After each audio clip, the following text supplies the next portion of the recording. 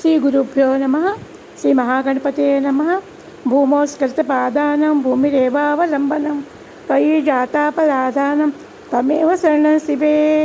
ఇవాళ సౌందర్యలహరిలో నుండి 98వ శ్లోకము.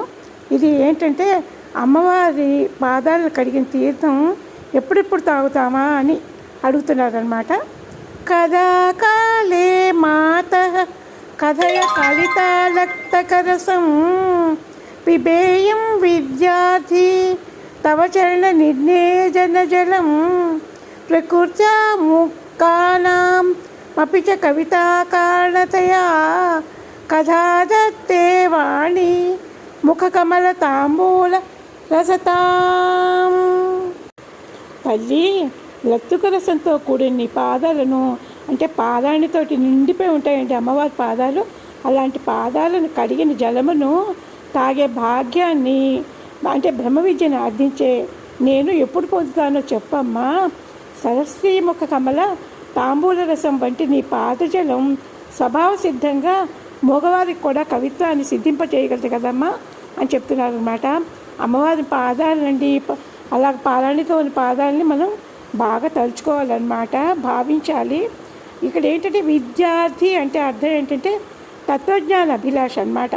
ఇక్కడ ఏంటంటే అమ్మవారిని పాదాలని కడిగిన తీర్థం మనం సేవించడం వల్ల మనకి జ్ఞానం వస్తుందన్నమాట. ఆ జ్ఞానం ఎప్పుడు వస్తుందో, ఆ తీర్థం ఎప్పుడు తాగుతానో అమ్మ అని మనం అనుకోవాలన్నమాట. కాకపోతే ఏంటంటే మనం రోజు అభిషేకం చేసుకునేటప్పుడు ఈ శ్లోకం చదువుతూ ఈ భావంతో కనుక మనం అభిషేకం చేసామనుకోండి, తప్పకుండా అమ్మవారు స్వయంగా ఆవిడ పాదాలకి అభిషేకం చేసే భాగ్యాన్ని కలిగిస్తారండి.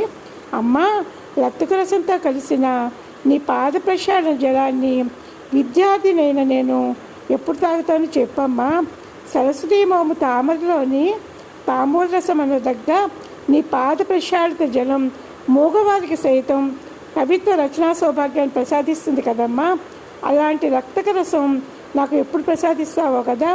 నీ పాద ప్రక్షాళిత జలాన్ని నాకు ప్రసాదించి నా ముఖం నుండి కవితాసుధా రస ధారలను ఎప్పుడు ప్రవహింప చేస్తావో చెప్పమ్మా అని చెప్తున్నారనమాట. ఏంటంటే ఈ శ్లోకాన్ని మనం భావిస్తూ అభిషేకం చేసుకుని మనకి అలాంటి తత్వజ్ఞానం, కవిత జ్ఞానం అంటే అక్షరాలను సరిగ్గా పలకడం అండి, అమ్మవారిని బాగా భావించడం, ఈ జ్ఞానం అమ్మవారి ఇస్తే తప్ప మనకి రాదనమాట. ఇప్పుడు ఏంటంటే మనకి పైనుంచి చెప్పిన శ్లోకాలతోటి దాంతోపాటు ఇదేంటంటే అభిషేకం చేయడం అనమాట. అమ్మవారి పాదాన్ని బాగా తలుచుకుని ఆవిడ మట్టెలు ఉన్నట్టు, చుట్టూ కడియాలు, గొలుసులు, గొజ్జులు అన్నీ ఉన్నట్టండి, అవన్నీ భావిస్తూ ఆవిడ